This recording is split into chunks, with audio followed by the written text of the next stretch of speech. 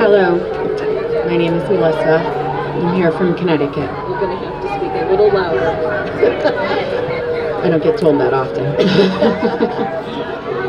At the young age of 19, when I found myself pregnant, I was the poster child for abortion.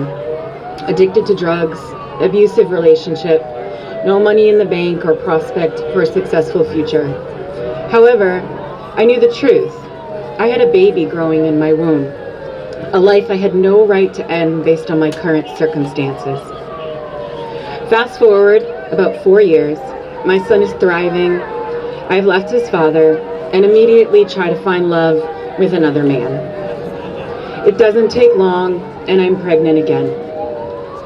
This time, the father is caring and supportive. We begin planning for this baby to come. Abortion was out of the question, until it wasn't.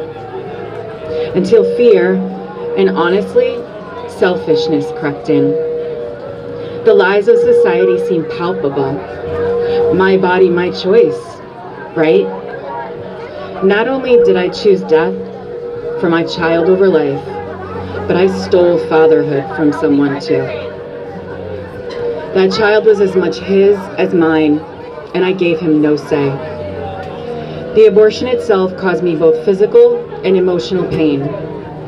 Over and over, I would recall the hot tears streaming down my face and could still hear the harrowing sound of the vacuum machine taking my baby from me in my mind. The bleak and dismal recovery room was more like a corral, where no one in that moment was feeling liberated by their choice. These memories tortured me day and night. I lived for over a decade with PTSD and trauma incurred that day. The loss I felt and guilt and shame left me breathless at times, until Jesus stepped in. John 1:5 tells us that light shines in the darkness, and the darkness cannot overcome it. God spoke so clearly to me one day, saying, we're going to walk through this now, and then you're going to go and help others. It didn't happen overnight, but through a lot of prayer, reflection, and an incredible healing program called Save One, I now walk in freedom and forgiveness, sharing my story and fighting for life in memory of my daughter, the one I lost, sweet Ruthie Jean. For her and for the 1 in 4 women who have also made the crushing choice of abortion like me, I will be silent no more. Do you want to explain it? I've been granted permission, but really I think it was him, to read something that I wrote a couple of days ago that took me 3 years to get out.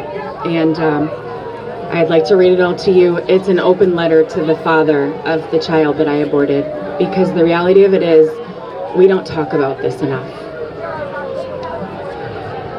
To the father of the child I aborted, it has taken over 3 years to write this letter. Even knowing that you may never see it has not shielded me from the crippling pain of writing it down. How does one apologize for robbing someone of their child? You wanted her. We wanted her.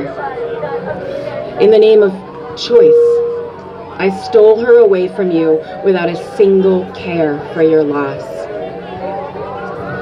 The reality is, I didn't get pregnant on my own. She was as much yours as she was mine.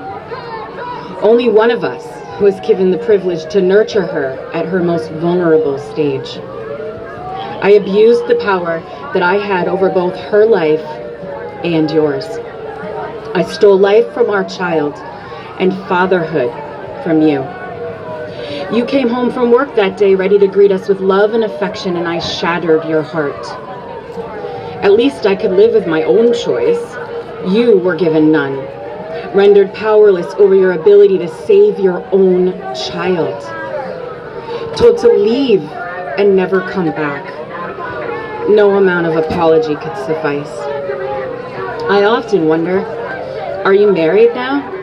Does your wife know the pain that you endured? Does anyone? Have you had other children? Were you able to? Are you okay? Seems such a trivial word to use, okay. Have you been able to heal from the loss of your first child? I know society hasn't provided much space for your kind of grief and loss.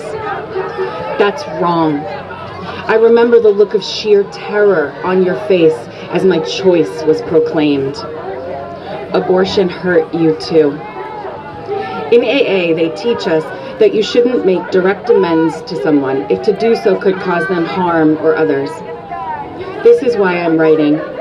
My potential absolution is not worth the further damage it could inflict upon you and possibly your family. Instead, I give this much larger than anticipated public apology in the hopes that it will shed light on the layers and layers of pain and destruction that abortion causes, in an effort to help alleviate the silent cries of men who were given no choice. To state that I will live the rest of my life advocating for the unborn and lives like mine and babies like ours, whose voices were stifled before they could even speak. With deepest regret and remorse, Melissa. Thank you.